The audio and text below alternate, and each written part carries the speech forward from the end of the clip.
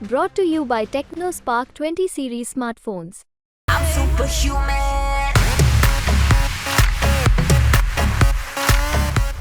नमस्कार, बिहार तक में आपका स्वागत है और मैं हूं सुजीत।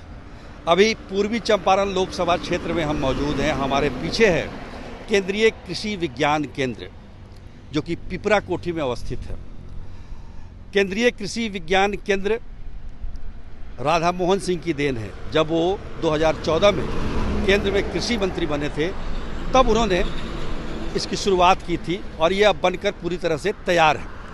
एक तरह से पूरे कृषि विज्ञान केंद्र जो होते हैं, उसकी सबकी जननी है ये सबसे बड़ा संस्थान।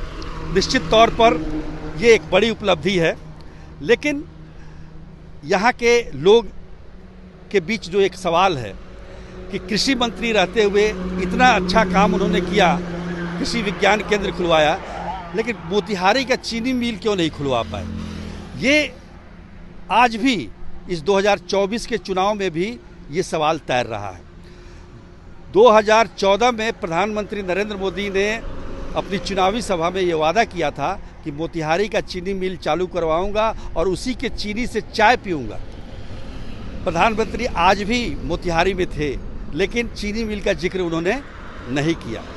राधा मोहन सिंह से भी अगर चीनी मिल की बात करेंगे तो वो भी बात नहीं करेंगे। तो एक बड़ा मुद्दा पूर्वी चंपारण लोकसभा के इस 2024 के चुनाव में मोतिहारी का चीनी मिल भी है। बहुत सारे काम हुए हैं, ऐसा नहीं है, बहुत सारे काम हुए हैं, सड़कें बनी हैं, फ्लाईओवर बने हैं, लेकिन इसके बावजूद कहीं ना कहीं चीनी मिल का एक सवाल तैर रहा है। 35 वर्षों से राधा मोहन सिंह इस क्षेत्र का प्रतिनिधित्व कर रहे हैं। 10वीं बार वो उम्मीदवार हैं बीजेपी के टिकट पर पूर्वी चंपारण से। 6 बार जीते हैं, 3 बार हारे हैं। अब समझिए कि उनके सामने कौन खड़ा होगा। काफ़ी दिनों तक तो महागठबंधन को कोई उम्मीदवार ही नहीं मिला, लेकिन 35 दिन पहले एक उम्मीदवार मिले, राजेश कुशवाहा। वीआईपी को ये सीट गई है महागठबंधन की तरफ से। और जो आज हम देख रहे हैं, जिस तरह का माहौल है, माहौल काफ़ी बदला सा दिखाई दे रहा है। फिजाएं बदली हुई हैं। जिस प्रकार 2019 में हमने देखा था कि राधा मोहन सिंह ने आसान जीत दर्ज की थी। आकाश कुमार थे उस समय उनके कुशवाहा की पार्टी से, तो काफ़ी आसान जीत थी। पर इस बार जो है ये कांटे की टक्कर अब से दिखाई देने लगा। हालांकि 25 मई को यहाँ पर चुनाव है। निश्चित तौर पर हम कह सकते हैं कि राधा मोहन सिंह का जो लीड रहा है, 2009 से ये लगातार चुनाव जीत रहे हैं। 3 बार जीत चुके हैं, चौथी बार जीतने के प्रयास में हैं। तो 2009 में इनका जो लीड था वो 80,000 के करीब था। 2014 में 1,92,000 का था और 2019 में 2,93,000 का हो गया। लेकिन निश्चित तौर पर हम कह सकते हैं कि इस बार इतना लीड नहीं होने जा रहा है, क्योंकि जातीय जो गोलबंदी है उसमें कहीं ना कहीं सेंध लग चुकी है। मुझे जो दृश्य दिखाई दे रहा है, महागठबंधन के MY के साथ साथ कुशवाहा और मल्लाह जो निषाद जाति है, VIP, उनका भी काफ़ी असर दिखाई दे रहा है। तो निश्चित तौर पर ये यहाँ पर कांटे की लड़ाई होने वाली है। हमारे साथ जो स्थानीय जो प्रतिनिधि हैं हमारे, सचिन पांडे, वो उनसे पूछते हैं कि भाई, हमने तो कहा कि भाई मुझे लग रहा है कि इस बार जो है काफ़ी कांटे की टक्कर दिख रही है। पिछली बार की तरह जितना मार्जिन हुआ करता था उतना नहीं होगा। क्या लगता है सचिन?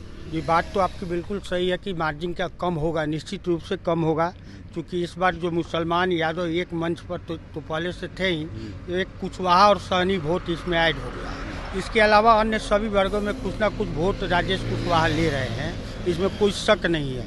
लेकिन जो राधा मोहन सिंह का संगठन का जो काम है, जो भाजपा का जो अपना एक संगठन है, वो पिछले मैं जो अपनी आंखों से देख रहा हूँ, वो लगभग 1.5 साल से इसी जिले में रह के पूरी तरह से एक ही तैयारी कर रहे हैं, वो इलेक्शन की तैयारी कर रहे हैं। लेकिन राजेश कुशवाहा के आए हुए 1 महीना के लगभग 1-1.25 महीना 35 दिन मान जी 35 दिन मान 35 जी साल बराबर। हाँ, लेकिन जो उनका वोट बैंक है, कुशवाहा भी अच्छे खासे संख्या में है, यादव भी अच्छा है, मुसलमान भी अच्छी संख्या में है।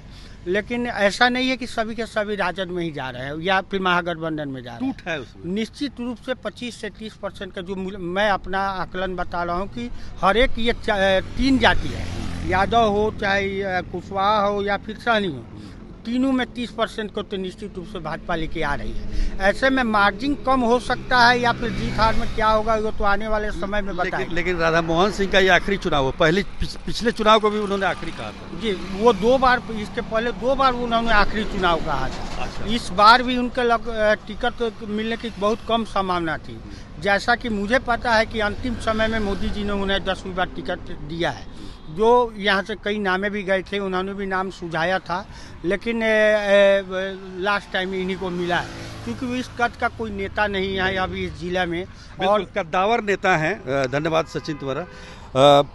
कद्दावर नेता है, इसमें कोई दो राय नहीं है राधा मोहन सिंह, और लगातार क्षेत्र में बने रहते हैं। ये भी इनकी खूबी एक मैं बता दूं आपको। राजेश कुशवाहा एक बार विधायक रहे हैं आरजेडी के टिकट पर केसरिया से 2015 में। 2020 में भी वो चुनाव लड़े थे निर्दलीय, लेकिन बहुत ज़्यादा सफलता उनको नहीं मिली थी। आरजेडी से उनको निष्कासित भी किया गया था, लेकिन वो अलग बात है कि अभी आरजेडी समर्थन दे रही है, क्योंकि वीआईपी के साथ वीआईपी महागठबंधन का हिस्सा है। तो कुल मिलाकर हम देखें तो जिस वोट पे पहले बीजेपी का संपूर्ण अधिकार हुआ करता था, उसमें कहीं ना कहीं डेंट पड़ा है, थोड़ा ही कहीं सही, लेकिन पड़ा जरूर है। इसलिए कहा जा रहा है कि हो सकता है कि मार्जिन कम हो, या फिर हालांकि चुनाव में तो फिजा बदलने में देर नहीं लगती है। अब देखिए चंपारण की फिजा क्या कहती है 25 मई को, जिस दिन मतदान होगा। तो आज के लिए इतना ही, तब तक के लिए नमस्कार।